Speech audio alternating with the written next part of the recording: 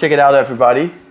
I am finally done with my new turtle rack. So in this video we are gonna talk all about it. So this rack is basically a combination of all the stuff that I learned keeping my own animals and building my previous racks, but also a combination of all the cool ideas that I got whilst visiting a whole lot of cool places making videos for this channel. For instance, Center Emmys and of course Valentin introduced me to the convenience of Euroboxes in herpetoculture. I also visited the IZS in Münster, where they made very good use of overhanging plants and ferns to create really naturalistic looking cave systems for the turtles to hide under.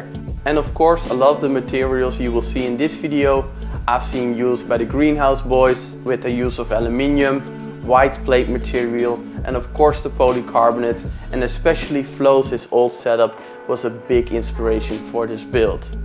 And I was able to combine all those ideas, connect it to my own needs and of course my animals' needs, and then this is the result of all of that. And in this video I want to show you all the building process, the stuff that I learned, some of the details, and of course I'm going to share with you how my animals are doing in this new turtle system. Whilst I have been using wood for the last years, for my new build I have decided to use aluminium 25 by 25 millimeter tubing. Because it looks good, it is easier to clean, lightweight, but still can be used to build a very strong structure.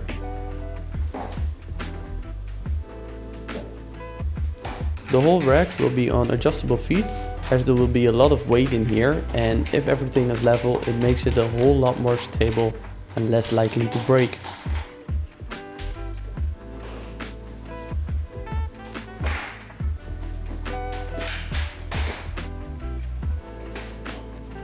I am using connectors with a steel core because of the weight the rack needs to hold.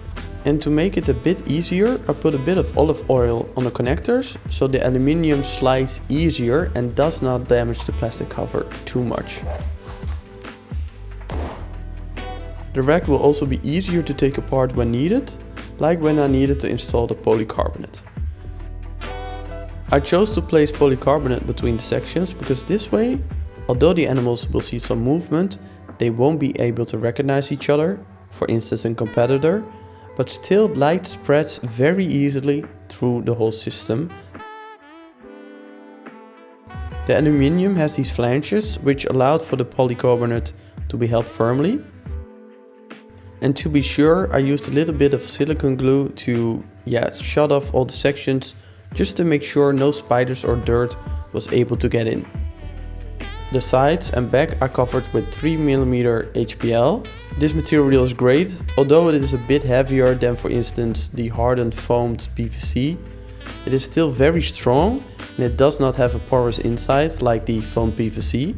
It also is UV resistant and there are no fumes when it gets warm. I have used this material on my salt water stand and it lasts and is very easy to clean, so it is perfect for this build. As you can see, I only covered a part of the back. This is simply to allow more airflow behind the rack, and it will be easier for me to clean or work with cables behind the rack. Maybe covering it completely would have prevented a little bit of dirt getting behind there, but I have had too many fights with cables or stuff falling behind racks that were very difficult to reach, so that's why I decided to only cover the bits that needed to be covered. All the covers are screwed in place or bolted in place instead of glued, because if I ever need to take the rack apart, it will be a whole lot easier and cleaner to do so.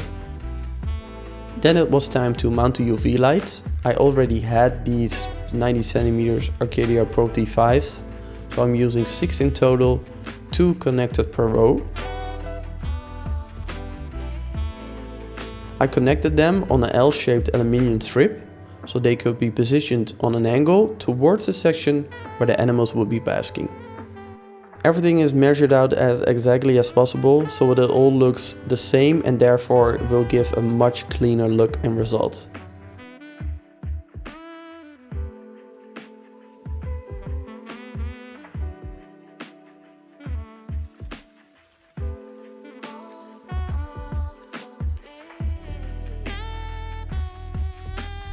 The basking spot I connected to a U-shaped strip so I could hide the cables inside the strip.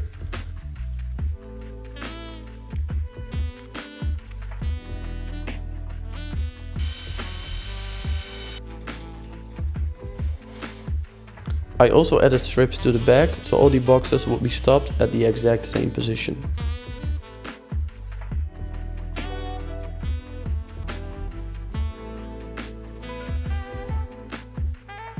I have to say, till this point, I was not super happy with this build and actually kinda worried. It was so different than my usual builds. But this whole structure is designed with the animals' welfare and ease of work in mind as a priority. And these boxes are a big part in that. So let's take a better look at them and some of the details of this rack. So the boxes are 80 centimeters deep and they're placed with the longest side over there, which is quite far. But I did that because it's a bit more efficient with space, and also the animals can choose if they want to get away from me for 80 centimeters. So not just 60 if I would have used them like this, but 80 centimeters. Most of the time they want to be close to me because I mean food. But if they want to, they can get away even underneath their cave, or just stay on their land area and bask and feel secure. Now this is of course a little bit difficult to clean from this position or to check for eggs, but everything is very easy to slide forward.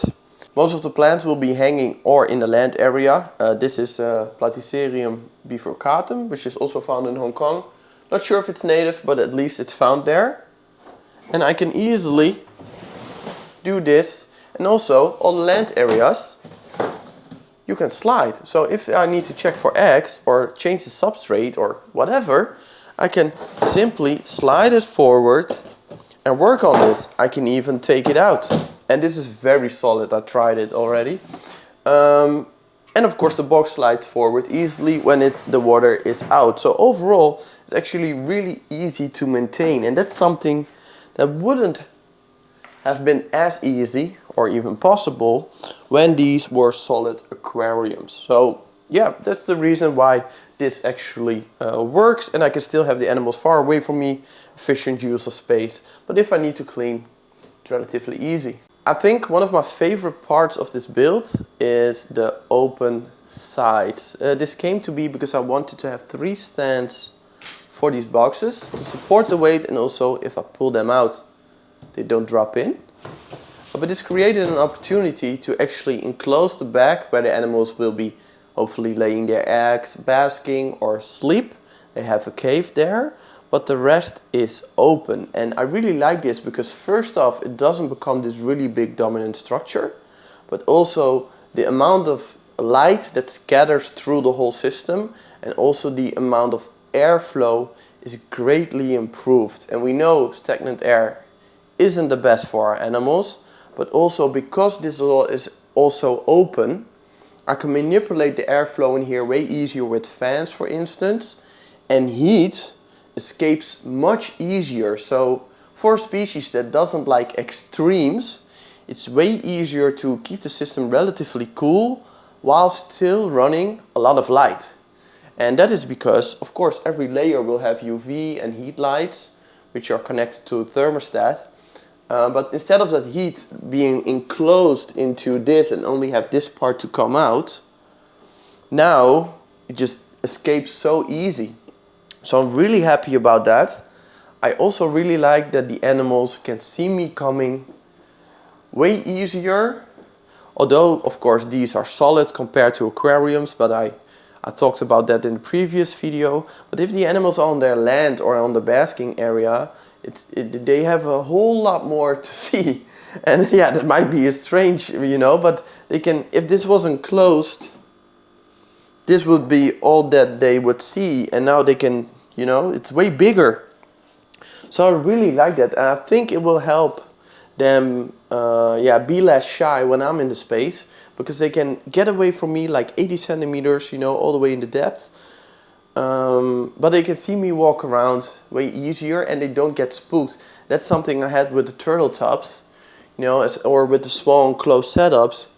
they would only see me like come around the corner, and now they can see me coming way easier. And that's something that I really like. So overall, this whole open spot, great. The only thing is I wanted to use 2 planter boxes, but I designed the system after I got the planter boxes. Not smart. And you can see these dividers should have come forward a little bit more. So now if you use 2 planter boxes, Massacalia, which are great climbers, can probably climb over via this side. I'm not afraid of them coming out here.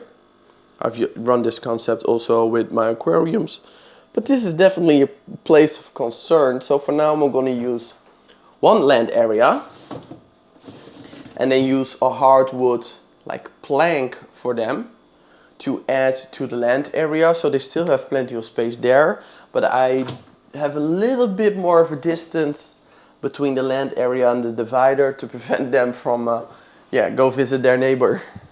So I think this part is one of the biggest points of concern for a lot of you.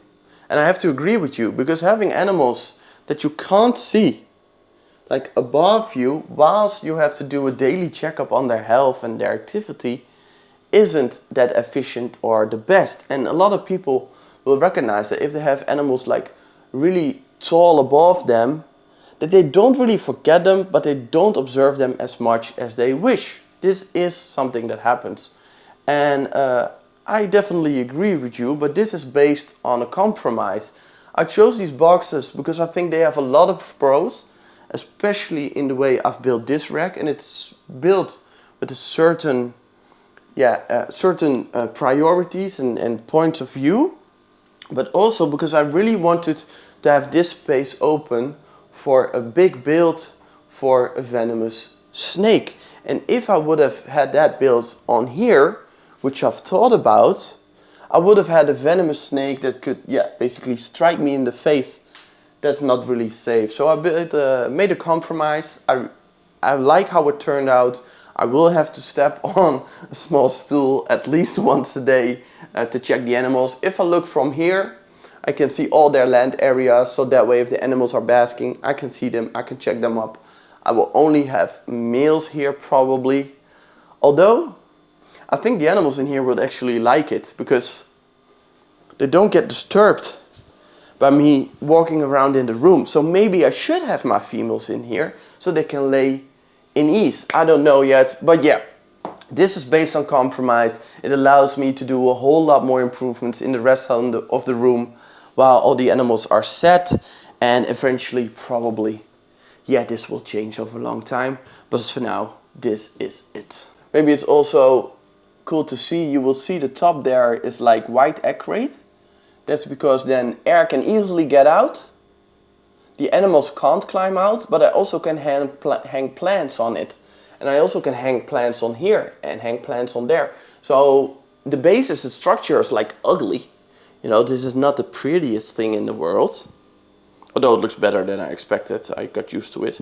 But I think having the plants in there will make it look so much nicer. It's so light. And but that's like white acrate. And maybe I can even put like UV or LED lights on top and have some more plants there. Or have plants like grow out of the system. You know, that's also the reason why I kept this open. So overall, there's a lot of opportunities to make it look really, really cool, whilst also keeping the maintenance. You know, if this box is empty, this is so easy. Oh, and here you can see the open back again. So it's easy to reach if something falls behind it, but there will be, in the bases, no cables, only the thermostat cables behind it. Okay, let's get ready to decorate this. When it comes to the core, each setup will have some azalea or spiderwood. This does not decompose or affect the water parameters as much as my usually used tropical wood, and still has a great structure for all the animals to climb on. It will take some time to sink, but that's okay. The substrate in the land area consists of a mixture between cocoa peat and sand. I like this mixture because the sand prevents the cocoa peat from drying out too fast and makes it easier for females to dig a nest that won't collapse, whilst the cocoa peat keeps the substrate loose, as sand, especially when it gets wet, can get compacted very easy, which is a great place for bacteria to grow. I try to have a type of fern per nesting box, simply to make it all look a little bit better and also for the animals to have something to hide underneath on the land area. The ones I got are from a garden center, so I showered them daily for the last week, as most commercial centers will use pesticides. I will also try to get rid of as much of the original substrate as possible, as this can also hold chemicals.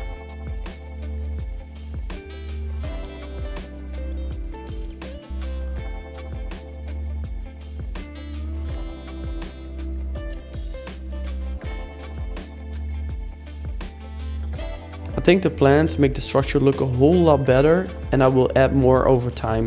Not only will they create natural visual barriers, it will also look a lot better, and honestly, it is just fun to collect cool plants.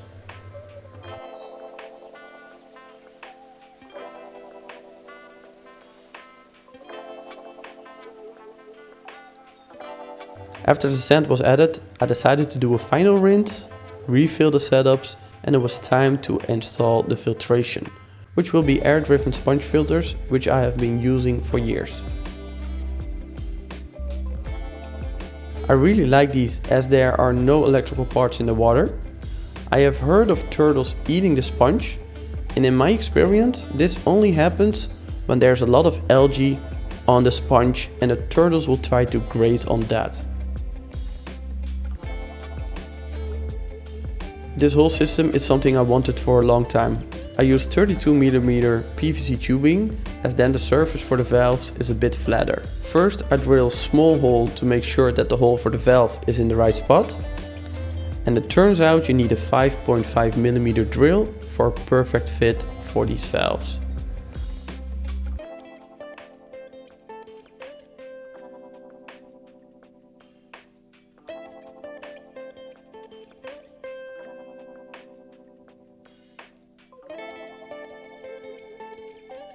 I still need to place the air pump in a different spot because it will look better and also because of the sound. But I am very happy this is done. And I also made a split towards another room, so I only have the sound of this pump in one room while the other one is a whole lot more silent. All there is left now is replace the divider above the door frame.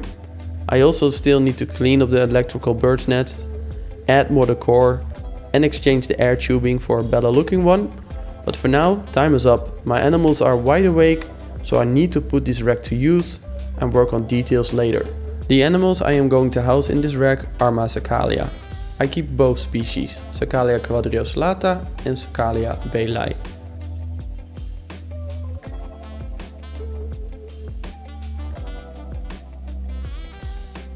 I decided to place my egg-laying females in the top row, as they will be disturbed a whole lot less whilst I work on all the details and the next phase of this room.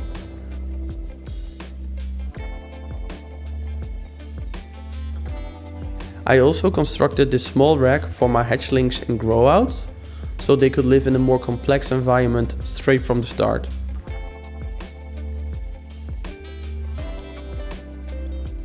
This small rack will also be used to house and breed some fish, snails and shrimp that are found in the same area as my turtles, to eventually add them to the turtles enclosure for either a supplementation on their diet or to have a more complete representation of their natural habitat.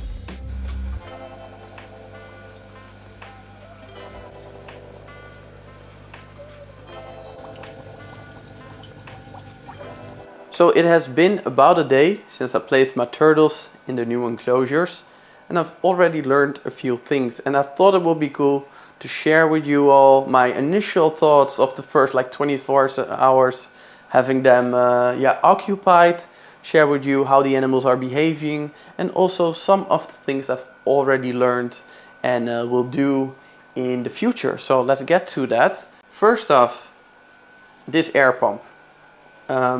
It actually works quite well. There's so much pressure on the system that if I turn off the pump, the system still runs for like a half a minute because of all the overpressure. Placing the pump on here does create a lot of vibration, which I already counted on, but I actually hear it all through the house. So today, luckily, my brother came to help and we installed this one. So I will look for some ways to minimize the vibration as much as possible, and the pump will go up there, and eventually this one will be exchanged for a piston driven pump. What I have also learned, thanks to this mill over here, which is one of my best climbers, is that having 2 planter boxes and that small gap indeed is an invitation for my turtles to visit their neighbors. Actually, this one did it within a few hours. Now, of course, the animals now are extra active because it's a new environment. But yeah, I don't want that, so 1 planter box it is. I also have to say that when I had 2 planter boxes in, like I have still here in the dry one, is that it is very hard for me to see all the way to the back.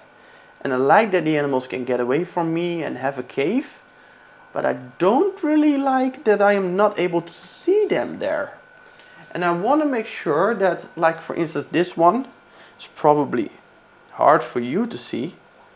There's an animal there, and although I don't get a great look of it, I know it's there, it is moving, and I have a visual confirmation that my animal is where it is supposed to be. So I think for now it's going to be 1 box. There's also one all the way in the back there.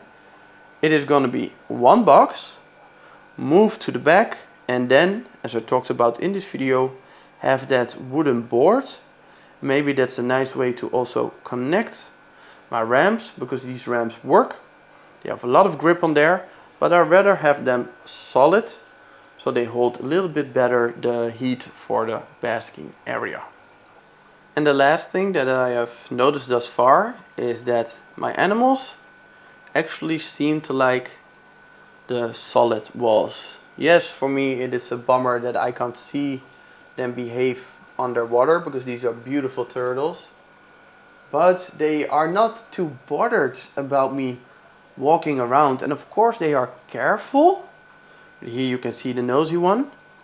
Of course they are careful, because it is a new environment, and you know they have lived it's hard to focus in a turtle tub with solid walls that were way up high for a long time.